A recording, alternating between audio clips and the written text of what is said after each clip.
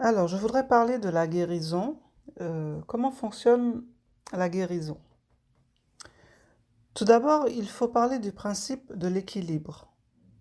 C'est à partir de ce principe d'équilibre que la vie est et peut se manifester sous différentes formes et à différents niveaux d'énergie. Quel que soit l'angle choisi, la guérison physique, énergétique ou spirituelle, il s'agit toujours d'énergie. La guérison est la loi qui permet de rétablir l'équilibre au sein d'un système donné. Si on part du principe que rien ne se crée et que tout se transforme, on comprend qu'en réalité, il s'agit de transfert, de transmutation, d'échange d'énergie. La guérison obéit donc à la loi suprême du donner et recevoir. C'est cette loi qui permet et garantit l'équilibre. Comme nous sommes constitués de deux natures, une liée au temporel et au cycle de la nature, une autre liée à l'intemporel et à la multidimensionnalité, il est tout à fait possible de générer une guérison spontanée, ce que certains considèrent comme un miracle. Il est également possible d'obtenir une guérison pour soi-même ou pour une autre personne. Pour cela, il faut une autorité spirituelle. Pour intervenir dans les plans spirituels, une demande précise, il faut une demande précise, une intention claire pour orienter l'énergie, un support de réception, en l'occurrence, qui demande et pourquoi. En général, le comment et le quand importent peu. Le plus important est de savoir recevoir, même avant d'avoir demandé. Au-delà de la demande, il y a la conscience qui sait. Par exemple, quelqu'un peut demander une guérison en lien avec sa capacité à manifester l'argent dans sa vie, alors que ce fait est peut-être une conséquence d'un blocage lié à la peur du jugement venant des autres. Donc tout cela pour dire que la véritable guérison traite avant tout de la cause et non des effets. Et c'est pour cela que les techniques de guérison sont légion, alors que travailler avec la conscience, les principes et les lois universelles sont plus efficaces et surtout définitifs.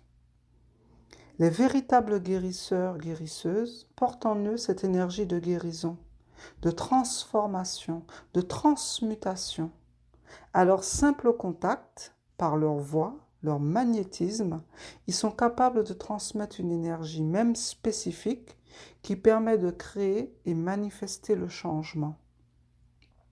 C'est la raison pour laquelle la meilleure demande est d'entrer en résonance avec son âme pour recevoir une guidance pour le moment présent. Une guérison, plus elle est profonde, plus elle remue, plus elle secoue et plus elle peut occasionner des changements inattendus. Parfois, on demande et on n'est pas prêt à recevoir car le mental résiste.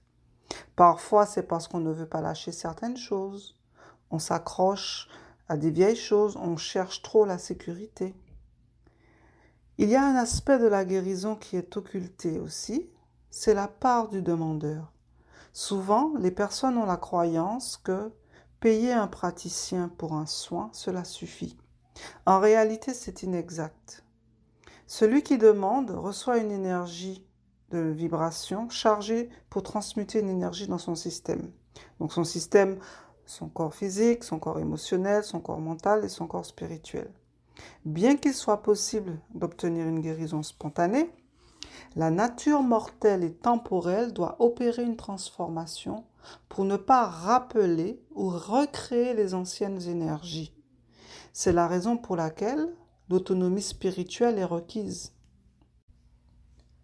Souvent, les personnes ont leurs praticiens, praticiennes attitrés, leurs voyants ou voyantes qui consultent régulièrement sans pour autant jamais se responsabiliser. En réalité, cela crée un cercle vicieux qui dessert à la longue les deux parties. Prenons un exemple tout simple.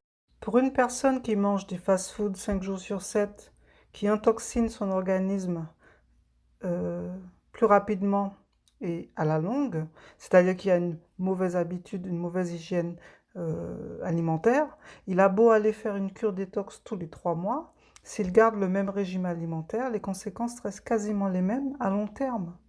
L'idéal serait qu'après la cure, il entame un régime alimentaire plus sain. C'est un peu le même principe pour toute forme de guérison. En résumé, la guérison est un retour à l'équilibre dans nos énergies qui nous permet de rebondir, de se retrouver. C'est un don de la vie, car la vie est et elle donne. Elle ne fait que donner en fait. C'est toujours qu'est-ce qu'on en fait. La question est, savons-nous demander et savons-nous recevoir? Donc on revient toujours à cette balance de l'équilibre. Donc voilà un peu ce que je voulais partager par rapport à la guérison, pour avoir une approche le plus conscient possible vis-à-vis de la guérison, de ce qu'elle est, de ce qu'elle engendre et de ce qu'elle demande.